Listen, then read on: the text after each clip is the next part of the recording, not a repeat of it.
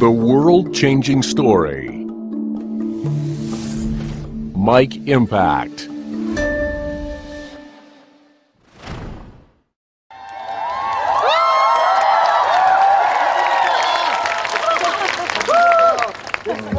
민족 전문 단지일보의 총수 김호준입니다. 반갑습니다.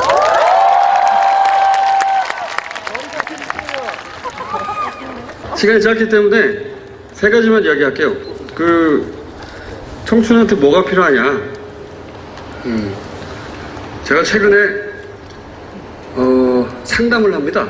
여러 매체를 통해서 상담을 하는데, 물론 야매 상담이죠.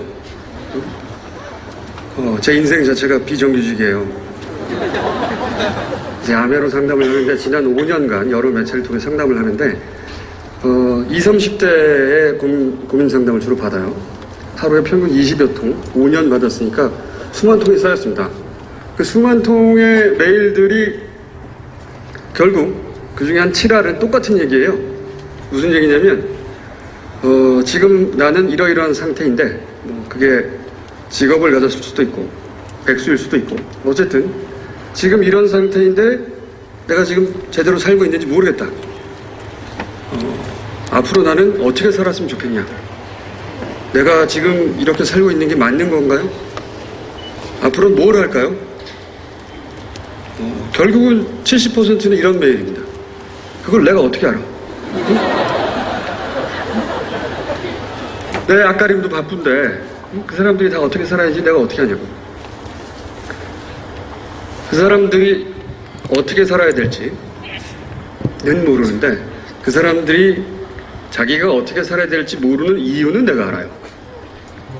왜 모르느냐? 사실 굉장히 이상한 일이에요. 자기하고 평생 살았는데 자기가 뭘 하고 싶은지 자기가 몰라. 누가 알아 그걸? 왜 모르느냐? 락강이라는 사람이 있었어요. 락강이라는 사람. 약간 유명한 사람이에요. 그 사람이 이런 말을 했습니다. 인간은 타자의 욕망을 욕망한다. 이게 무슨 소리냐면, 원래 유명한 사람들의 특징이 쉬운 말을 어렵게 하는 겁니다. 이게 무슨 소리냐? 아이가 태어나잖아요? 어린아이가 태어나면 가장 먼저 이제 엄마와 만나겠죠. 보통.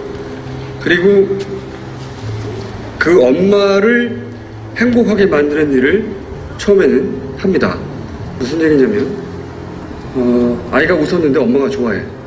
아이가 자꾸 웃습니다. 아이가 걸었는데 커서 엄마가 박수를 쳐. 그럼 아이가 자꾸 걸으려고 해요. 말을 했는데 주변에 가족들이 박수 쳐주면 자꾸 말을 하려고 하죠. 누구나 겪는 발달 과정이에요. 학교를 들어가서 공부를 잘하면 선생님이 굉장히 칭찬합니다. 엄마가 좋아해요. 그럼 자꾸 공부하고 싶어요. 이건 누구나 겪는 발달 과정입니다. 누구나. 이게 이제 나이가 먹으면 점점 커지죠.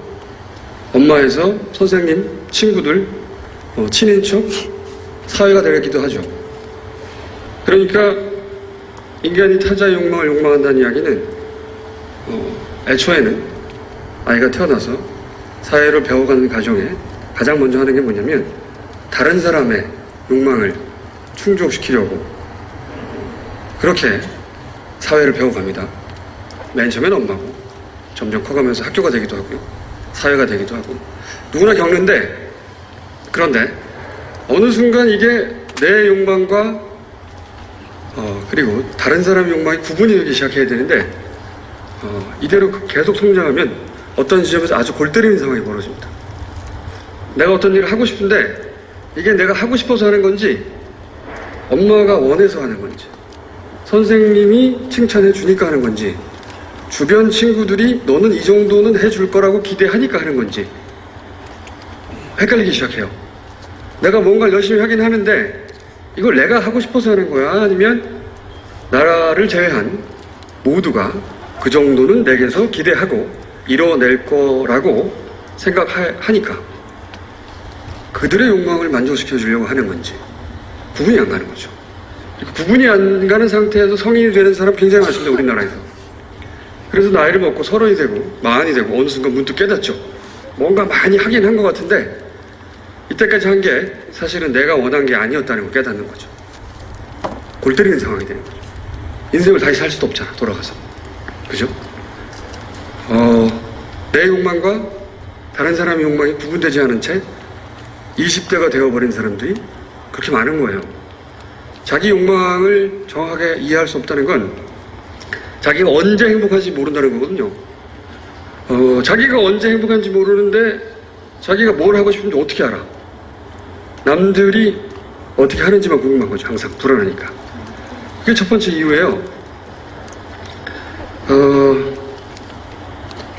20대, 30대 여성의 메일의 또 한 절반 이상은 이런 메일입니다. 어떤 남자가 있다. 오래 사귀었다.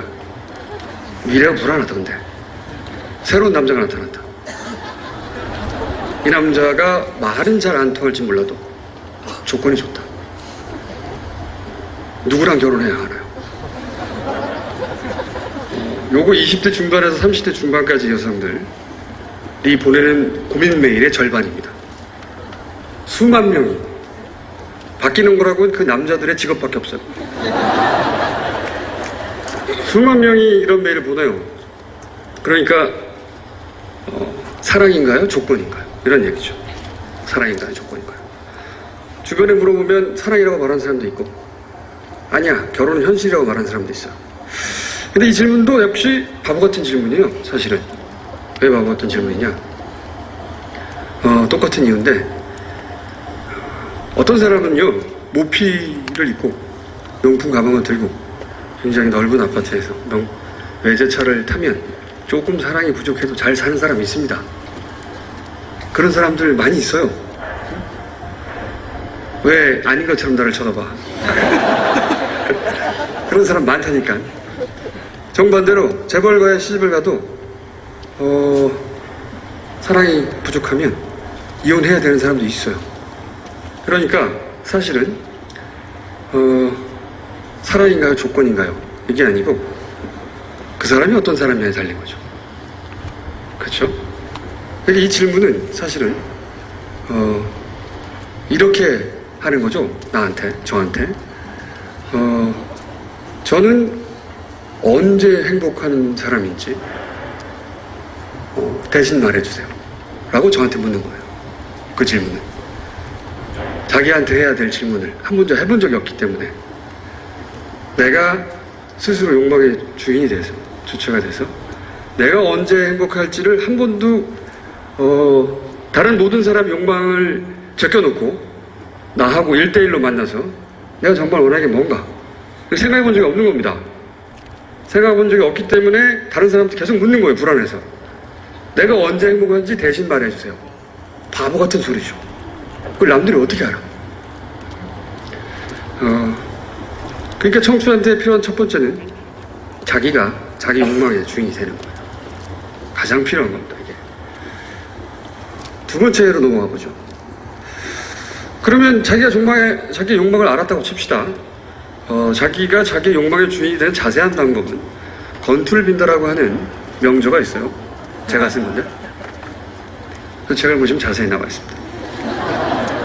시간 관계상 핵심만 얘기하죠. 자기가 자기 욕망의 주인이 되어야 된다. 1대1로 자기하고 마주서서 내가 정말 원하는 게 뭘까? 부모님이나 학교나 주변 친인척이나 친구들이나 이 사회나 다 무관하게 나를 흥분시키고 행복하게 만드는 첫 번째가 뭐냐? 이걸 자기한테 물어봐야 되는 거예요. 이렇게 욕망의 주체가 돼야 된다. 두 번째, 알았다고 칩시다. 어렵게. 이 과정도 굉장히 어려워요, 사실은.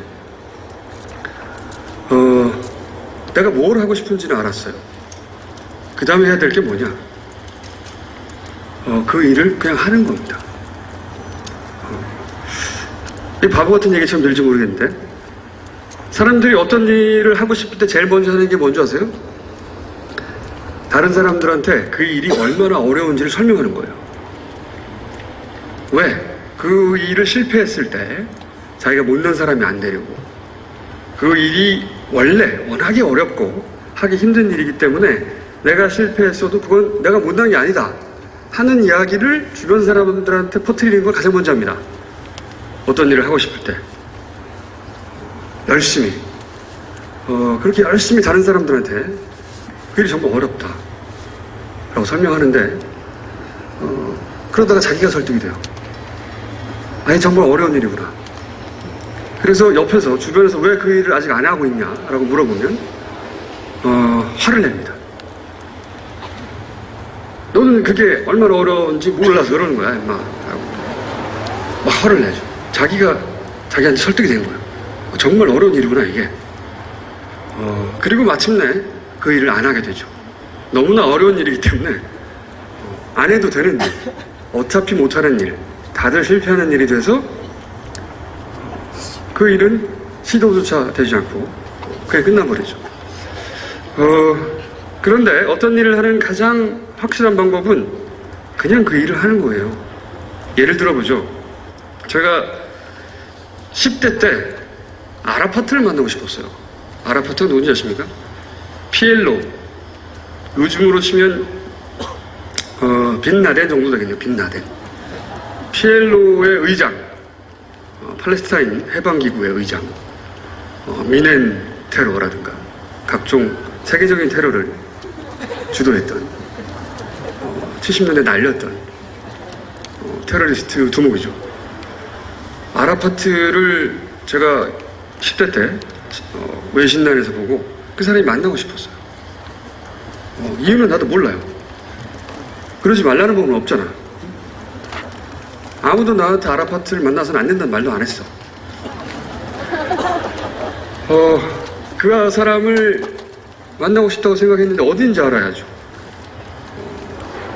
그 이스라엘의 첩보기관 모사드도 못 찾고 있는데 내가 어떻게 찾아? 근데 20대 중반이 되던 해, 그러니까 94년도로 기억하는데 이스라엘의 라빈 총리와 그리고 팔레스타인 해방기구의 의장인 아라파트 그리고 미국 대통령 클린턴 이 세 사람이 만나서 중동 평화회담을 합니다. 그리고 나서 뭘 약속했냐면 팔레스타인이 독립국가가 되도록 도와주겠다. 협정을 맺죠. 평화협정을. 그걸로 노벨 평화상을 받습니다. 그게 외신란에 났어요. 그리고 그 결과 아라파트가 전 세계를 떠돌다가 이스라엘로 돌아온 거예요. 이스라엘에 성경에 여리고라고 나온 제리코 여리고서 있죠. 성경에. 그 동네로 돌아온 겁니다. 그 외신란에서 그걸 봤어요. 드디어 94년 제가 아라파트가 어딘지 알게 된 거죠. 그래서 제가 아라파트를 만나러 간다니까 제 친구들이 다 미쳤다. 응? 그러나 저의 대답은 아라파트가 나들 오지 말란 말을 하지 않았다. 내가 궁금하니까 그 사람 바로 보러 가야 되겠다. 보러 갔어요. 꾸역꾸역 산 넘고 물 건너서 이스라엘로 가서 검문소 몇 개 넘고 어렵게 팔레스타인 지역에 가서 사람들한테 아라파트를 만나야 되겠다고 하니까 네가 왜 아라파트를 만나냐. 리스펙트 한다 나는. 결국 그 사람들이 저를 차에 태워서 아라파트 집 앞에 내려줬어요. 그 집 앞에서 내리고 나서야 제가 깨달았습니다. 나는 아라파트에 할 말이 없구나.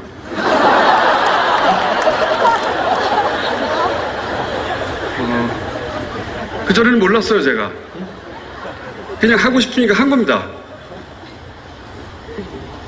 하고 싶으니까 그냥 간 거예요.